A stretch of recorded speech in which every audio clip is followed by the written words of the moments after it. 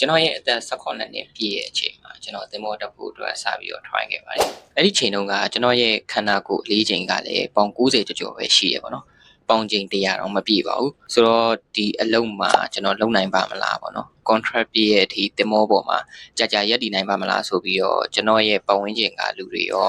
ကျွန်တော်ရဲ့အမိကိုယ်တိုင်ကပါကျွန်တော်ယုံကြည်မှုမရှိခဲ့ဘူး။ဆိုတော့ဗမာစပြီးတိုင်ပတ်လဲဆိုတော့ရန်ကုန်ပြည်ဆိုင်ရာလေးစိတ်ပေါ့နော်။ဒီမြန်မာနိုင်ငံလေးစိတ်မှာကျွန်တော်ရှစ်ခံရပါတယ်။ immigration ဌာနမှာကျွန်တော်ကိုသင်္ဘောတက်ဖို့တေချာလို့လားဆိုပြီးသင်္ဘောတက်မှာဟုတ်လို့လားတယောက်ထဲသွားမှာလားဆိုရဲစရမိခွန်းနေအများကြီးပဲဖြေရတယ်ဒီသင်္ဘောသားအလုပ်ဆိုတာကထင်တလောက်တော့မလွယ်ဘူးပေါ့နော်သင်္ဘောပေါ်မှာချုပ်ထားတဲ့စာချုပ်ပေါ့နော်10လပေါ့10လပြည့်အောင်နေရမယ်10လမပြည့်လို့ရှိရင်ကိုယ်ပတ်စံနဲ့ကိုပေးပြီးတော့ပြန်ရမယ်ပေါ့နော်ဆိုတော့အဲ့ဒီစိတ်ကြီးကိုခေါင်းထဲမှာထည့်ထားပြီးတော့ဒီသင်္ဘောခရီးကိုကြော်ဖြတ်ရတော့နော်so anyway ကျွန်တော်အခုအသက်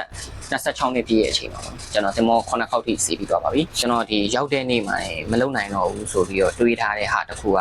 ဒီနေ့ဒီအချိန်မှာ9ခေါက်ထိအောင်စီးပြီးသွားပြီဆိုတော့ဒါကျွန်တော်ရဲ့အောင်မြင်မှုတစ်ခုလို့ပြောလို့ရတယ်ဒီဗီဒီယိုကကျွန်တော်ကိုမေးထားတာတွေကိုကျွန်တော်ပြန်ပြီးတော့ဖြေပေးတာပေါ့နော်ဒါပေမဲ့သင်္ဘောပေါ်မှာပေါ့နော်အခုလက်ရှိတစ်ခုခုကြောင့်အဆင်မပြေဖြစ်နေရင်စိတ်ဓာတ်မကြဖို့အတွက်ပေါ့နော်ရည်ရွယ်ပြီးတော့ပြောပြတာပါဆိုတော့အားလုံးကိုကျေးဇူးအများကြီးတင်ပါတယ်ခင်ဗျာကျွန်တော်ရဲ့ YouTube channel လေးကိုလည်း subscribe လုပ်ပေးပါဦး